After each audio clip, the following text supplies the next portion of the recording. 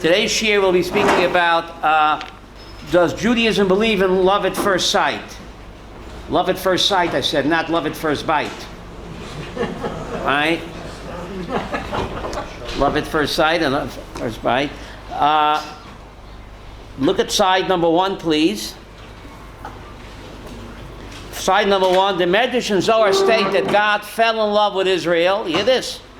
And it was love at first sight that motivated God to create the world. Bereshit, the first Rashi in the Torah. Bereshit bara Elokim. Why did God create Israel? Why did God create the world? Ray, why? B'shvil Yisrael. So the Zohar says that God fell in love with us. Remember that song? If I fell in love with you. Remember that song? Right? So, is there such a thing as love at first sight? Okay? So let's take a look at our source sheets on side number 1. Bereshit 24. You see that? Vayetze Yitzchak l'suach basodeh. Yitzchak went out l'suach basodeh. What does l'suach basodeh mean?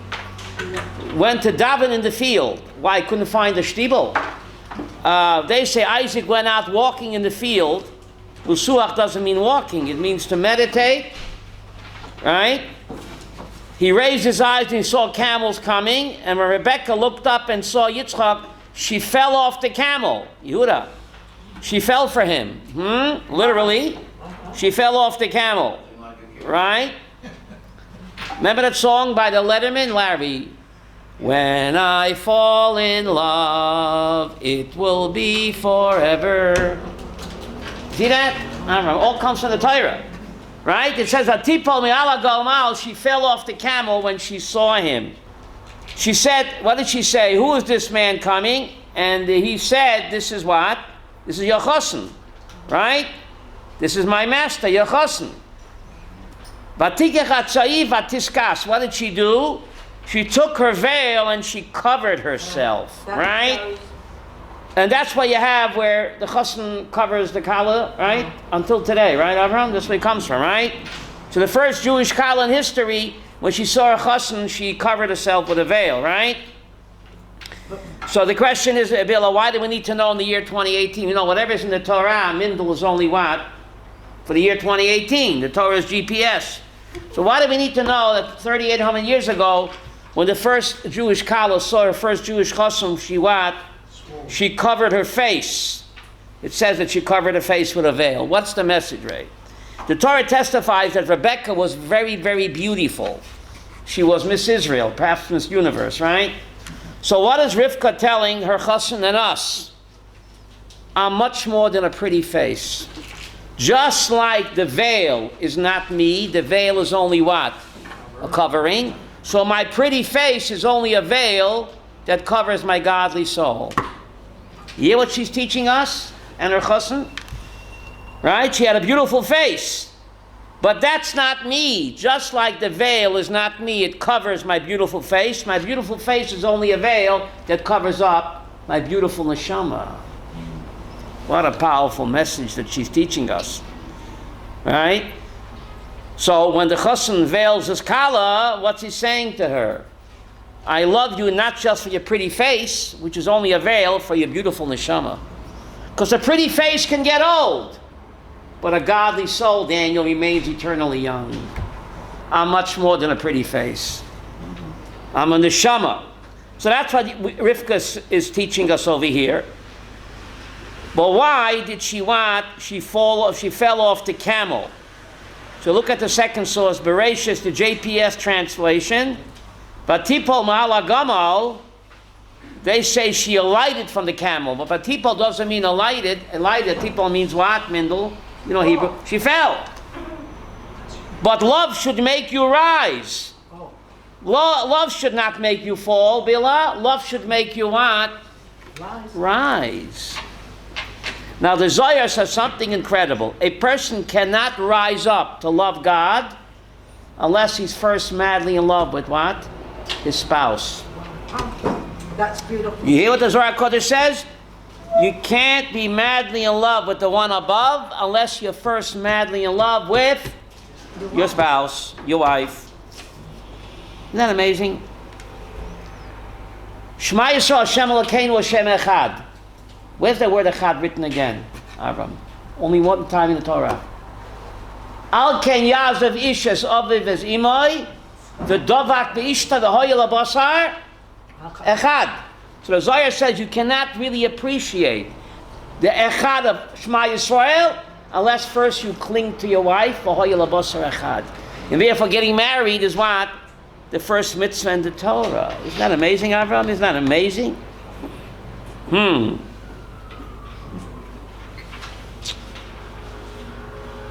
And therefore, we know that Shir HaShirim, the passionate love song between what? A man and a woman.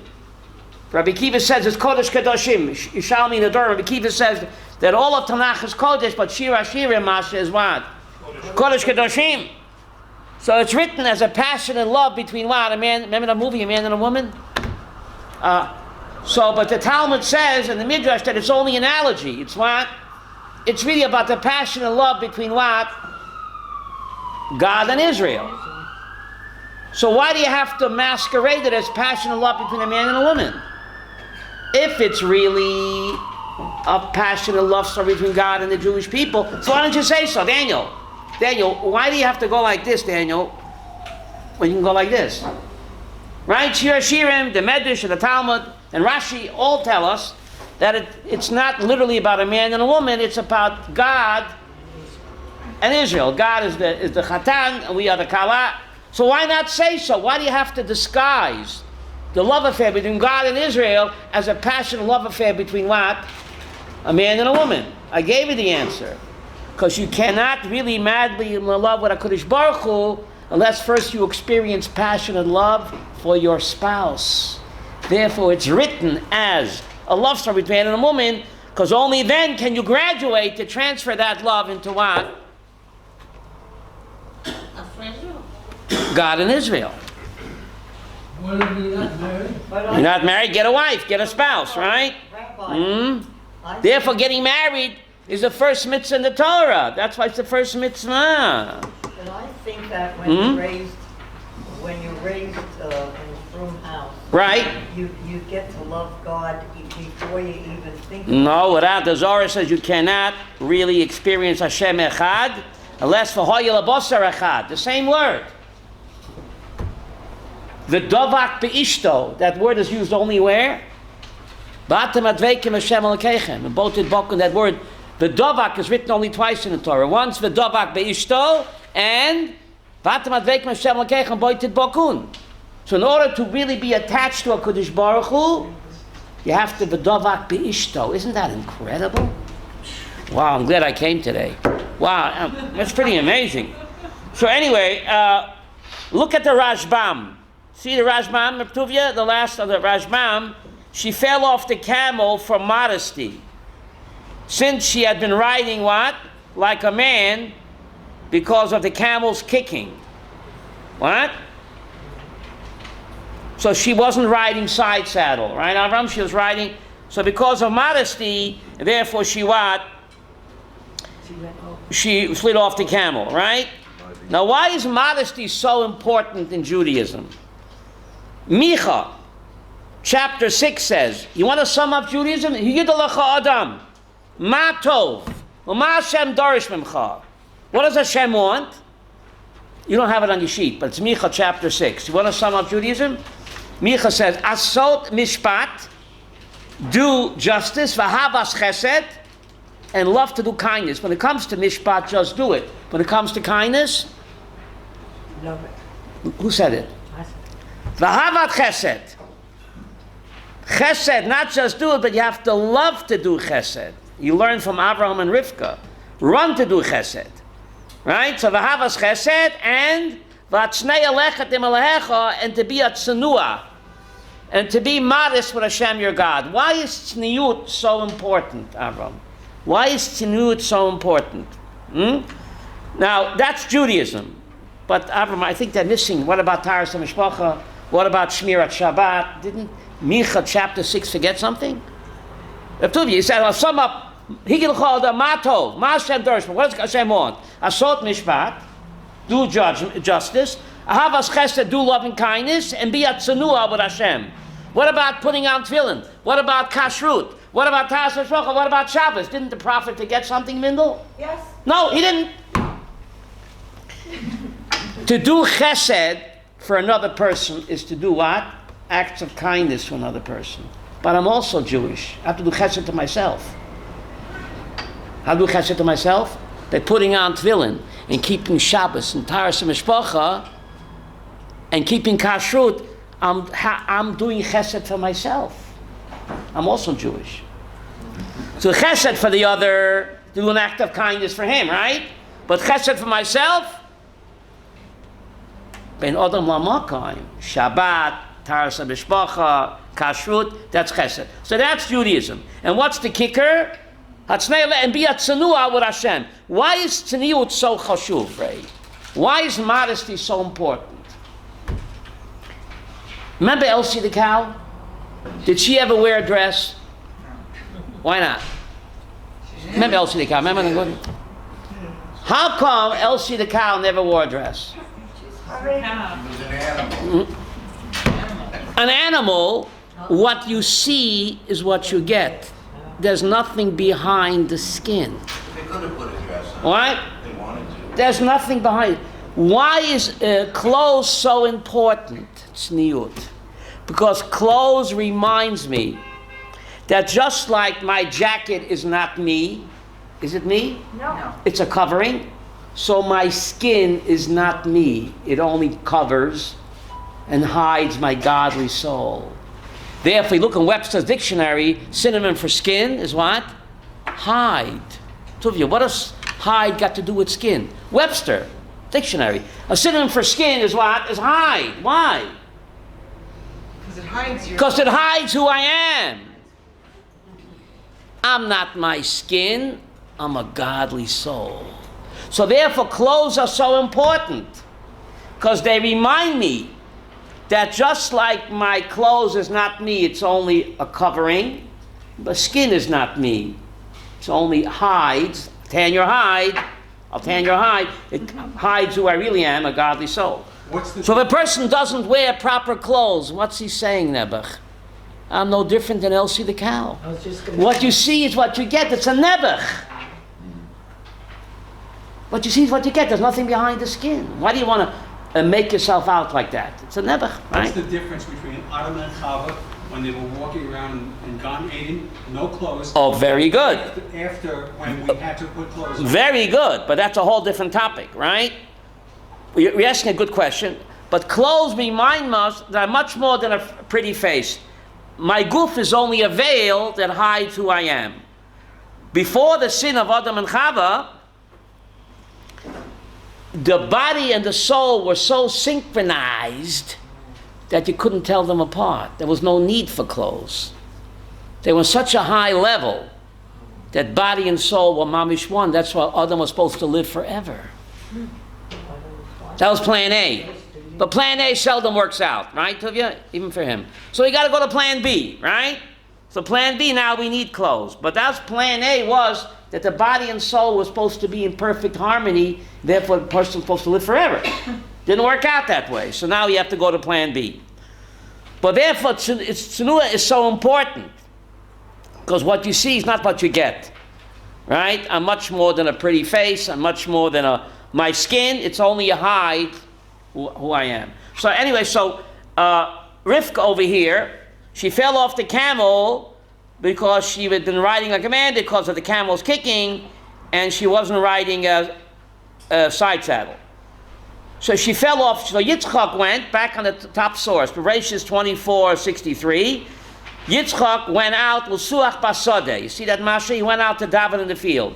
So Chazal say he was metaken mincha. This was still on side number 1, this first source. Right beneath the picture. See the picture?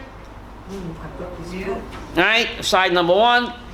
Isaac went out to daven in the field towards evening. Rebecca looked up, she saw Yitzchak davening, she fell off the camel. So he was metaken mincha, Yiddish Reis. Until now, there was only Shachris. Avram was metaken Shachris, no such thing as mincha until he started now.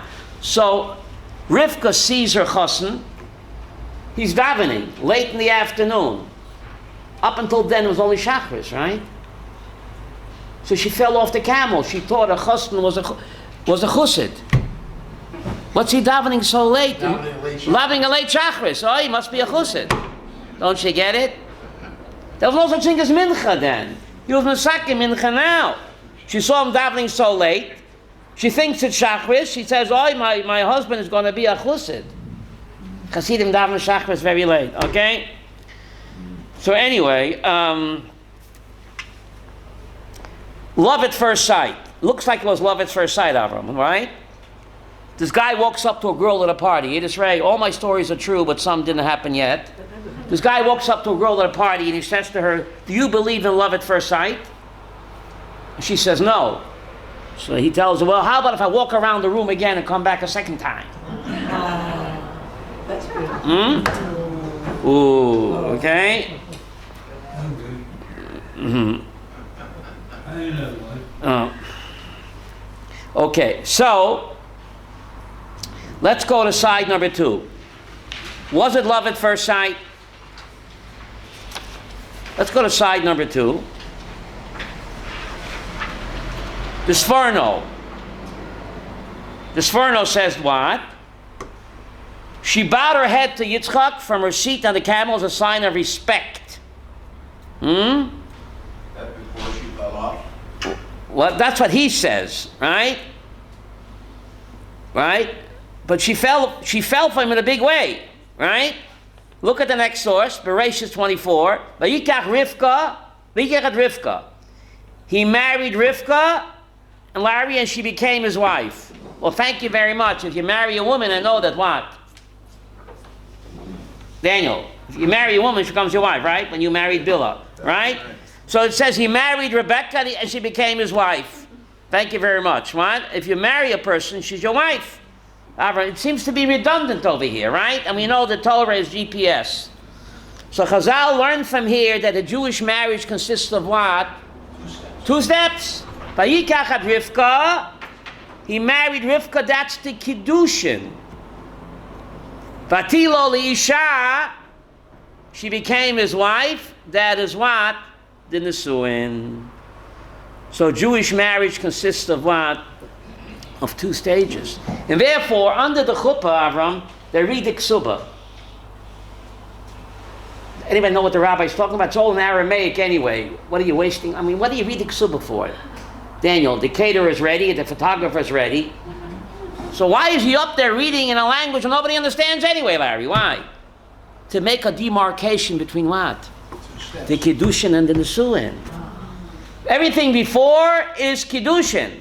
Everything after what? The Ksuba is the Nisuin. So to make a demarcation, therefore, the rabbi reads the Ksuba in between. And you learn from this pasuk that Jewish marriage is 2 steps. Kiddushin, Vayikach et Rivka, Vatilo Lisha is the Nisuin. And then it says what? And then he loved her. Now we sing love and marriage, but the Torah sings marriage and love, marriage and love. That it says here, right? How could you really love a person unless you live with him first? So only after he married her and saw what kind of neshama she was, only then he really, really loved her. What a message. Larry, what a message, huh? Oh, yeah. Right? Now, look at Hirsch. You see Hirsch? S.R. Hirsch. The more she became his wife, the more he loved her. Now, what's the message, Avram? The year 2018. The Torah is not stories. The Torah is for the year 2018. See Hirsch? Yeah. Just as this marriage of the first Jewish son, so too most Jewish marriages in our own day are contracted not on the basis of passion, but on the strength of reason and judgment. He's writing this in the 1880s, Hirsch is. In the 1880s he's writing this. Well, take a look at the Rashi Bereshit 24:64. She saw him, Hadur. What does Hadur mean? Lordly, distinguished appearance, manly beauty. Wow. And gazed at him in astonishment. What's the word abashed mean? What does abashed? Like ashamed. What? In his presence, wondered at him. She was overcome by his what? He was a real handsome dude. She was bashful. That's love at first sight. She was bashful, whatever that was. What? She was bashful. Where's say bashful? Abashed. Abashed doesn't mean bashful. No, but it's the same word. Look at Rashi. Look at the Hebrew. Rata ota hadur. She saw him. What does hadur mean? Glorified, yeah. V'toa mipanav, and she was like astonished. I think in English it says swooned. Abashed means feel embarrassed. Swooned, right? Overcome, right? Overcome. But anyway, the Torah goes on and says that he took her into his mother Sarah's tent. So Rashi comments, you don't have it here, but Rashi comments that what? That she became a dugma of his mother Sarah. What? Because as long as Sarah was alive, Rashi quotes Chazal, there was a ner daluk. The Friday night candle remained lit all week. Ubracha belechem, and the bread stayed fresh all week, even without a toaster oven. V'anan ala ohel, and God's presence was on the tent. And mishemeta pasku, and when Sarah died, these miracles chavawat stopped. But Abraham was still alive. But Abraham was still alive. Right.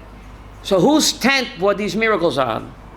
Sarah's tent. Looks like Sarah was much greater than Abraham. Huh? And Shabbat Rivka, says Rashi, when Rivka came in Chazru, all of these miracles what? Came back. Not in the schus of Abraham, Mindel Huschus. Rivka and Sarah. Looks like the women are way above us, right? And the Ramban says something incredible. The Ramban says that these three miracles that took place in Rivka's tent, where were they replicated? In the Mishkan. In the Mishkan. The Ramban says that the Mishkan was a dugma. How do you say dugma in English? Example. Of whose tent? Sarah's tent, not Abraham's tent. The Ramban says that the Mishkan was a dugma of the tent of Sarah and Rivka. And therefore these three miracles were duplicated, says Ramban, in the Mishkan. You have the Ner Maravi was burning all week, right? The Lechem Aponim remained what? Fresh and hot all week without a toaster oven. And there was Anan. Just like on Sarah's tent, the Rivka tent, there was the Shekhinah hovering on the cloud. That's what you had where? In the Mishkan. So amazing, the Mishkan was a replica, a duplicate of the tent, not of Abraham, not of Isaac, not of Jacob, but Sarah and Rivka. So Wow. Rivka took over, right? Rivka took over, right? Now, why dafka these three miracles? Why dafka Avram these three miracles in the tent of Sarah and Rivka? Why? So the Sifsei Chacham explains, he says, the Mishnah in Shabbos says there are three mitzvahs, Ray, that speak uniquely to women. Remember Mishnah in Shabbos? Three mitzvahs that uniquely speak to women. What are they? The acronym is Chana. Chana, FBI, Chana, CIA, Chala, Nida, Hadlakas Haner. Chala, Nida, and these three miracles represent the three mitzvahs that were given over to what? To ladies. Chala, Nida, Hadlakas Haner. And the Sifsei Chacham explains that the God's hovering over the tent, the Shekhinah present on Sarah and Rivka, testified that Sarah and Rivka kept the laws of Nida. Otherwise, the unknown Shekhinah wouldn't be there. So the question is, why these three miracles? And why these three mitzvahs are given over to women? Chala, Nida, Hadlakas Haner, right? The chala remained fresh all week, like in Lechem Aponim, and the Onan on the tent represent that Sarah and Rivka kept the laws of Nida, and the Hadlakas Haner, the Ner Maravi, remained lit. Hanukkah's coming up, Avram. The Ner Maravi remained lit all week. That miracle first was in whose tent? Sarah and Rivka. But why? And what is Chala, Nida, Hadlakas Haner? Why is these three mitzvahs given to women? If you want to sum up Judaism, two of you, in one acronym, it's Chana. What is challah? Where's challah baked? In the home. If you want to sum up Judaism, Avram, it's Kedushas HaMokayim, Kedushas HaGuf, Kedushas HaZman. Any one of the Taryag mitzvos, right? The purpose either to sanctify the place, or to sanctify the body, or to sanctify time. All the Taryag mitzvos is that. These three mitzvahs given to women, and these three miracles, that's Judaism. Challah is Kedushas HaMokayim. By baking challah and separating challah, you sanctifying the place. Nida, Kedushas HaGuf. Through Taras HaMishpacha, the guf becomes holy. And Adlokas Haner, Ray, Kedushas HaZman, kill time, waste time. By lighting candles Friday night, what does a lady do? She's sanctifying time. You hear? So therefore, these three mitzvahs are given to ladies because we couldn't be trusted. Maybe we dropped the football. So these three mitzvahs, Challah, Nida, Lokas, and speak to ladies. Challah is Kedushas HaMokayim, Nida is Kedushas HaGuf, and Lokas and Kedushas HaZman. That's Judaism. Any of the mitzvahs have to be either. The purpose has to be either Yehuda what? The sanctified place, that's Challah, or to sanctify the body, the laws of Nida, or to sanctify time, Lokas and That's Judaism in a nutshell. You with me on this? So ladies, they are given the secret. Why is challah kedushat HaMakom? Where's challah usually baked? In the home. The lady bakes the challah and she makes the bracha by separating challah. She's sanctifying her home, the place. These three mitzvot, these three miracles sum up Yahadut. So they're given to ladies because ladies what? Are more trustworthy, I dare say. Huh? Now, the Rambam says, why is this Judaism? Why is Judaism so concerned, Ray, with sanctifying place, sanctifying the body, or sanctifying the why? The Rambam says something amazing. The main difference between the physical world and the afterlife is these three. In this world, we are bound by makom.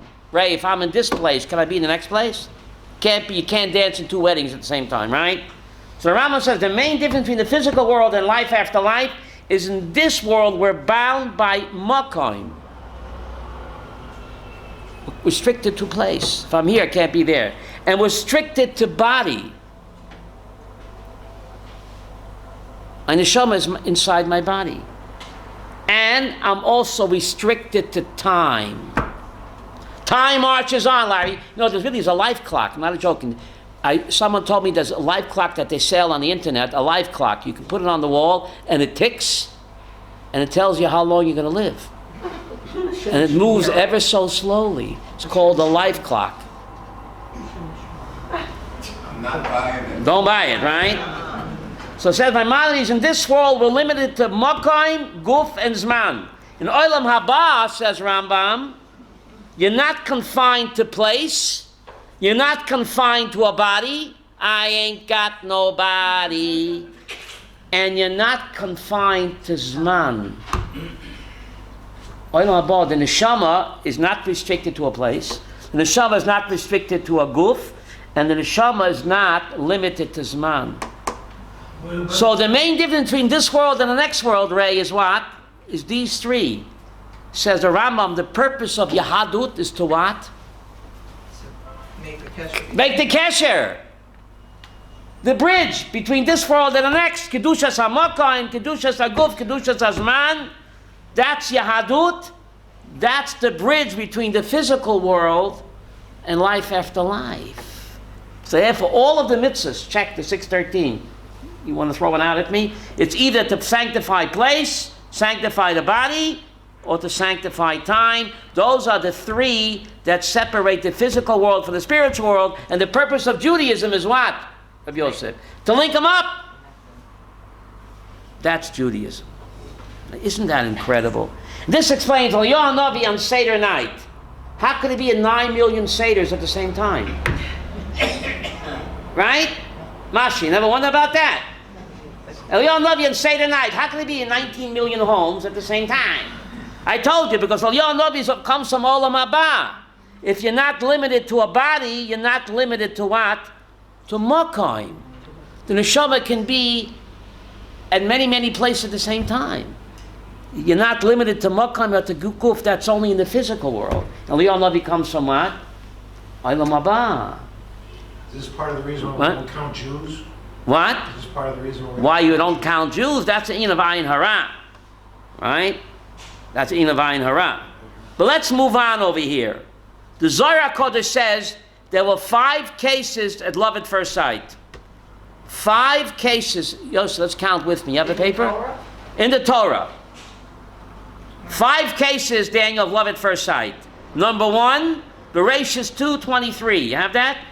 Side number 2, Yosef, Bereshis 2:23. Says number 1 there, doesn't it? Yeah. Adam exclaimed, "This time, bone of my bone and flesh of my flesh. This one shall be called woman, for she was taken from man." So when Adam laid eyes on Chava, what did he say? "You're the only one for me. I only have eyes for you." That's what he had. That's what he said. What? You're the only one for me. There was nobody else, right? And therefore, to Sheva brachas, we make a strange bracha. Avram. Sameach, the Samach, Rei Mahuvim, Yitzircha me Gan Eden mikedem.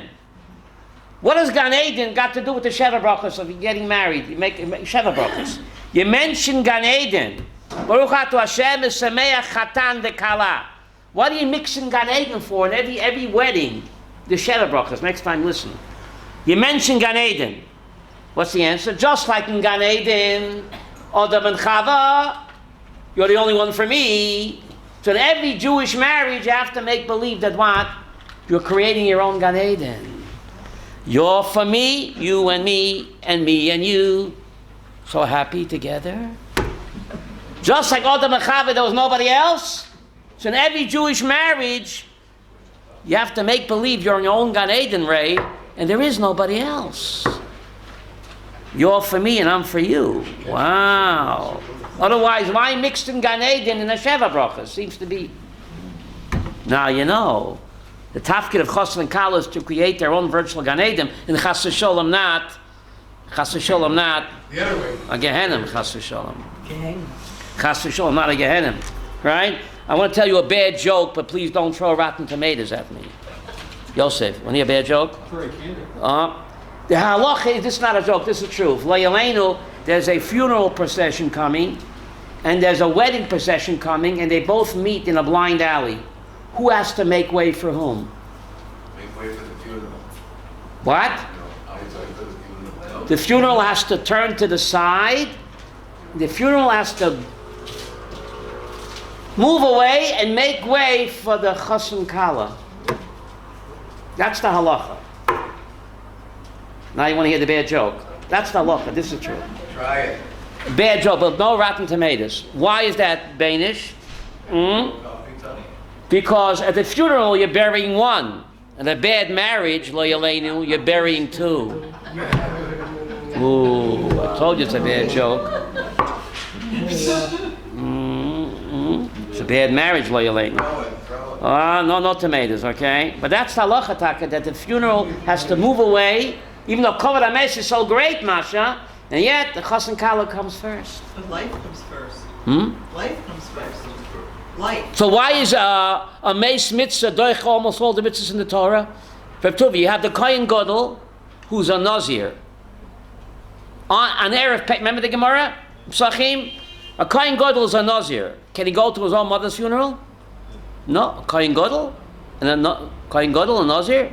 He can't even go to their own mother's funeral, right? And it's Erev Pesach. He has to do the Korban Pesach. He sees a Meis Mitzvah. What does he do?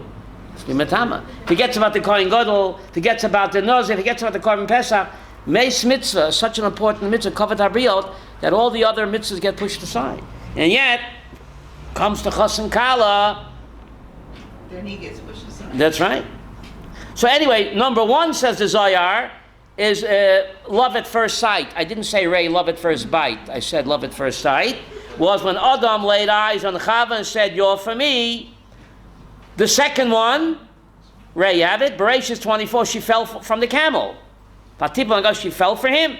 When she laid eyes on Yitzchak, Avram, that was love at first sight. And she literally fell for him in a big way. That's number 2. Number 3. Have it, Billah? Bereshit 29. Rachel appeared with her father's sheep. You have it? Source number 3 on the bottom of the page. Right at the bottom of the page. She was a shepherdess. Jacob looked at his cousin Rachel, who was what? Uncle loving sheep. He stepped forward, rolled the stone from the top of the well, watering his uncle Laban's sheep. Jacob what? What did he do? Kissed Rachel. And he wept. Now, they kissed on the first date. There wasn't even a blind date. Was it a blind date? Yosef. And why tell me about it in the year 2018? And why did he cry? He was afraid his Rebbe would find out.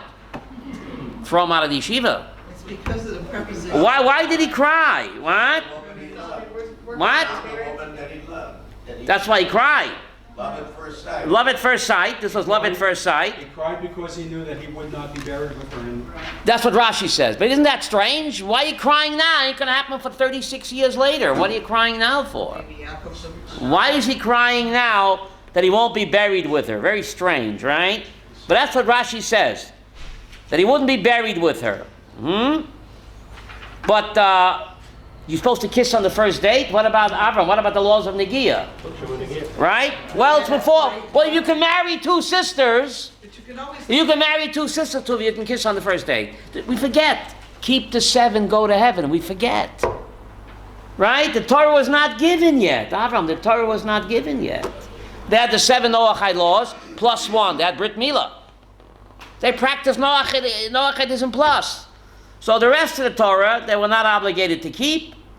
And therefore, it wasn't a problem for him, right? If he can marry 2 sisters, which is a much worse sin, right? But the Even Ezra points out, look at the text, it's underlined in yellow. Vayishak Yaakov leRachel. You see that there, Ray? Vayishak Yaakov leRachel. So Even Ezra points out, it doesn't say Vayishak Yaakov et Rachel. No. It says leRachel. So et Rachel means you would kiss her on the lips, but it doesn't say. It says Vayishak Yaakov leRachel, says Even Ezra, means a kiss on the hand. In those days, that's how you greeted a cousin. Even in Japan today, don't they? Japan, no? France, okay? So it doesn't say et Rachel, which would mean a kiss on the lips. It says leRachel. It was a friendly hand greeting as a cousin. The Rechaim goes even further. He says something amazing.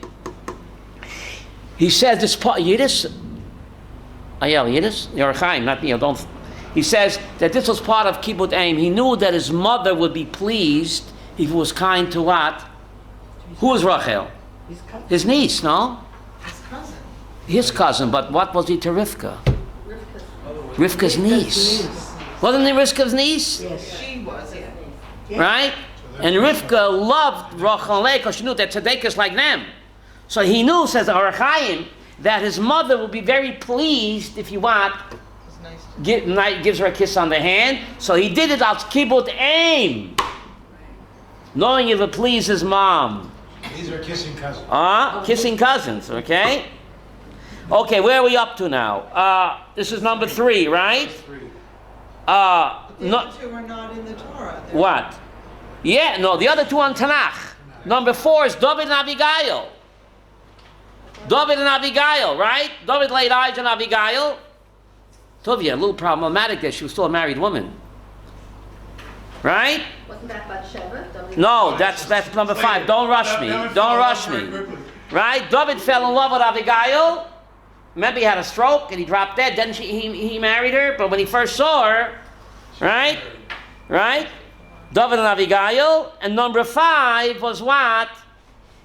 David and Bathsheba. He laid eyes on Bathsheba. Right? And that was also love. That was also love what? At first sight. Pretty amazing, right? David and Bathsheba. Now remember, Larry, she had a get. The Talmud the Gedushin says you can't study Tanakh without the oral Torah. She was a grusha. Who was? Bathsheba was a grusha when David took her. What? No, because he was eyes on her. Oh, because he given up. No, you're mixing up David and Abigail. When he laid eyes on Abigail, she was still a married woman, but he didn't touch her. He just laid eyes on her. And then she told him, you know, if she was a Navi, we're going to be together. Hubby's going to kick the bucket, right? Hubby's going to kick the bucket, right? Shortly after that, right? But when David took Bathsheba, says he took her, she was a grusha. She already had a get. Even though Tanakh doesn't tell us that, she was a grusha. Why? Because her husband had gone to war? But because the Talmud Gedushin states, Shoshana, that every IDF soldier in King David's army, before they went to war, they gave their wife a get. So there shouldn't be any problem with MIAs. And the woman will be in a guna. So they gave the wife a get, and when they came back, they remarried them. So you couldn't have any Kohen soldiers, right? Because a Kohen cannot take back his own grusha. Rabbi. Right? Question. Yes? I'd like to know why David HaMelech didn't have, as the king, better control over his passions. Oh, so now... He was a man. No, so now you opened up a whole Pandora's box. What did she ask? She asked, why did David take Bathsheba the way he did? Okay, so the Riyah Kodesh, we're over 40, we can talk, right? You over 40? He says that the Adam, the Oisius Adam Tuvia, Aleph Dalet Mem. Aleph stands for Adam, Dalet stands for David, and Mem stands for what? Mashiach. It's the same neshama. You're sitting down, right? The Riyah Kodesh quotes that the problem with Adam, alias David, is they were too impatient. The Riyah Kodesh says that if Adam would have waited till Shabbat, he would have had the forbidden fruit legally. And Mashiach would have come right there. Adam would have been Mashiach 6,000 years ago. No suffering, no Holocaust. But, how do you say in English? It can't sich nicht einhalten. It can't einhalten. He was too eager. So he plucked the fruit before it, maybe we will sell no time before it's wine. Who said that? Sell no wine before it's time. So he jumped the gun, says the Ari. He would have waited till Shabbos, Daniel would have had the fruit what? Legally. So God reincarnates the neshama of Adam as David. Now what becomes the forbidden fruit? Bathsheba. So Ari says that if he would have waited, he would have gotten her without the scandal, and he would have been the Mashiach then. But again, he was not, he was impatient. Right? What was the sin that he committed then? Even though she was a grusha, Tosafos conclusion explains, but that was only in the barracks. Nobody knew that she was a grusha. It looked very bad. It looked very bad. Tosafos says that only the soldiers gave the wife a get that was hushed up because it would destroy the morale of the women, of the soldiers. I mean, if their soldiers are in the foxholes, right? Everybody knew that they have a get, and all the shotguns would call them up. Well, I got a shidduch for you.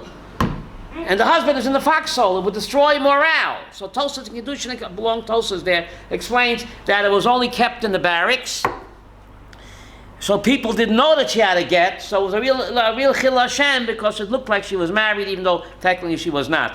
But Riyah Kodesh explains again, if he would have waited, he would have gotten her without the scandal, and David would have been the Mashiach. One Senate. Again, so now we're waiting for Mashiach. This time, after 6,000 years, he will be patient. Adam, David, Mashiach. Now, it's pretty incredible that when if you look in the book of Samuel, Danish, look in the book of Samuel. Shmuel HaNavi comes to the house of Yishai. He says to assemble all of your sons. One of them is going to be what? The king, right? He assembles all of his sons, and he goes down the line. God says, Then Samuel says, listen, we run out of sons. Are you sure these are all your sons? So he says, him?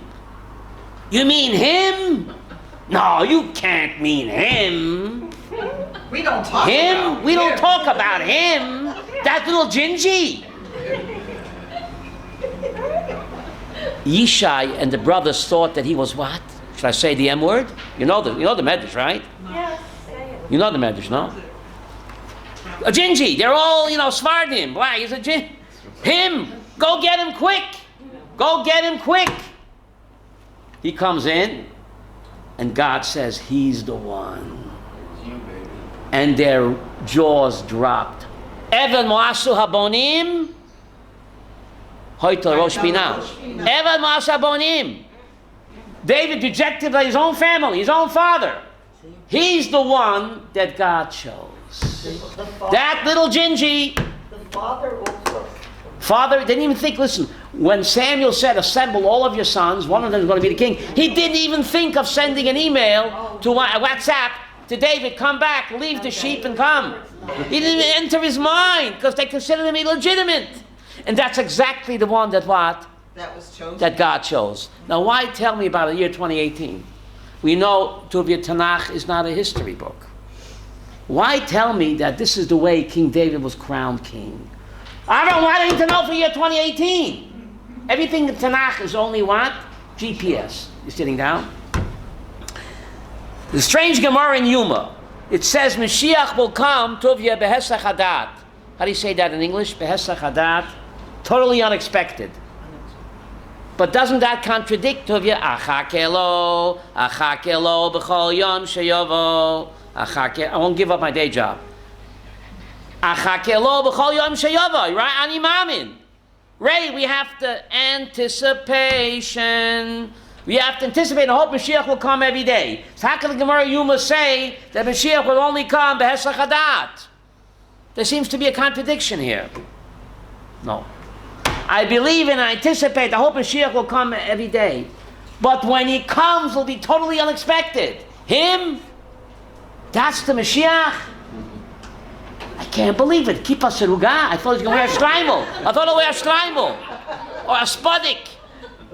Just like when King David, the original Mashiach, was crowned, it was totally unexpected. Or shock. Behesach hadat, the Gemara Yuma means, of course we anticipate and hope is coming, Benish, but when he comes, it'll be totally unexpected. Him? No, it can't be. That's exactly. Whatever is in Tanakh, Tuvia's GPS, it's not there for stories. The way David was chosen against all odds, that's when Mashiach will be chosen against all odds. People will be shocked. That's Pshat Hesach Hadat. That's pretty amazing. What? I guess the Haredi will really be shocked at. They asked, this is a true story. They asked the Balatanya, it is Shalom. They asked the Balatanya if Mashiach will be a chassid or a misnagid. That's not a joke. So what did the Balatanya answer? Told you, what did he answer? It was Naga. He said he'll be what? It was Naga. That's what he said. He said he'll be a misnagid. Why? Because if he's a chassid, the misnagid will not accept him. If he's a misnagid, the chassidim will accept him. Balatanya said that. Right? But anyway, it'll be totally unexpected and pretty amazing, right? But David and Bathsheba was a big scandal, and yet Shlomo HaMelech comes from that union. The seed of Mashiach comes through that strange union with David and Bathsheba, and even stranger, Ruth the Moabite, King David's grandma, a wild Moabite woman. You know, Moab made Las Vegas look like a kindergarten. King David, who was your grandma? Ruth the Moabite. Who was your grandpa? Boaz. Ooh, another scandal. Who does Boaz come from to you? Yehuda v'Tamar. On the road. Why don't we do it on the road, right? You thought she's a zonah. And Peretz is the great-grandfather of whom? Of Boaz. If King David lived today, could he do a shidduch? No, seriously, could he do a shidduch? Not the Orthodox one. No, yes. Oi, King David, your baba, a go-go dancer from Moab, and your grandpa, Boaz, Yehuda and Tamar, Pastnish. And that's exactly Hesach Hadat. God works in strange ways. What does God tell Isaiah? My ways are not Yahweh's. Can't figure out. David HaMelech from Moab, Ruth the Moabite, and Boaz, Yehuda the Peretz, right? Ruth herself comes from incest. Moab. Lot and the daughter, Moab, from father, and that's Ruth. And his grandfather is also incest, Yehuda and Tamar. A father-in-law with a daughter-in-law, even when the son dies, in Jewish law, it's incest. You know that? Torah wasn't given yet. Okay? Torah wasn't given yet. But still, that's Peretz. Mashiach is Ben Partzi. But he didn't know. What he didn't know? He didn't know that. He thought she's a zonat. That makes it better. Yechshevel zonat, the Torah says. God works in mysterious ways. Ray, what's the message over here? Mashiach has to come from such a low background, right? From such a low beginning. But let's think why, Abraham. Let's think why. Mashiach, I'll tell you, I'm glad you asked. Mashiach is not just going to come to save the Hasidim. Mashiach will come to save all mankind. We forget not just the Jews. Look in Isaiah. Mashiach will come to save all mankind, even the lowlifes. So he himself has to come from a low beginning and to identify with everybody. He's not coming just for the elite. He's coming to save all mankind. So he has to identify with the lowest. So he comes from such a... And more than that, I think, it's to teach that no matter your low, humble beginnings, you can pull yourself up by your bootstraps. You don't have to remain. Ruth could have said, I came from Moab, I'll go back to the go-go dancing. No. She became the great Ruth because of her background, Tuvia, I think what? Despite or because? What? Yes. What? Because both. I think both. Both. She became the great lady that she was because of her background. Right. Because a Baal Tshuva stands much higher than what? Than a goody two-shoes. Right? Because a Baal Tshuva can turn a sin into a win. So that's the message. Mashiach has to come from such a low beginning. No matter how low you are, you can pull yourself up despite and become great, despite or because of your low background. No one can say, hey, it's too late for me. I'm born behind the 8 ball. There's no hope for me. David gives hope to everybody who has such a bad yichus, that despite the yichus, a person can rise to great heights. Yeshua ben Nun married Rachav Hazonah. Incredible. And who's the great-grandmother of Rachav? Rachav Hazonah is a great-grandmother of Yirmiyahu Hanavi. Can you imagine? Two of you. Yirmiyahu Hanavi, where's dein Baba? Oi, Rachav Hazonah. Yirmiyahu, the Gemara Megillah says. He became the great Yirmiyahu despite his grandmother or because of his grandmother. I'll show you. Right? Our humble background is the cannon fuel. What's called cannon fodder? Not mother. That propels us to heights of Kedusha we never would have reached without that monkey in our back. Right? That eggs us on, the Rambam says. The past sins eggs us on to reach heights of Kedusha we never would have reached if we wouldn't commit those sins. So those sins themselves become what? Mitzvahs. Tshuva mehava.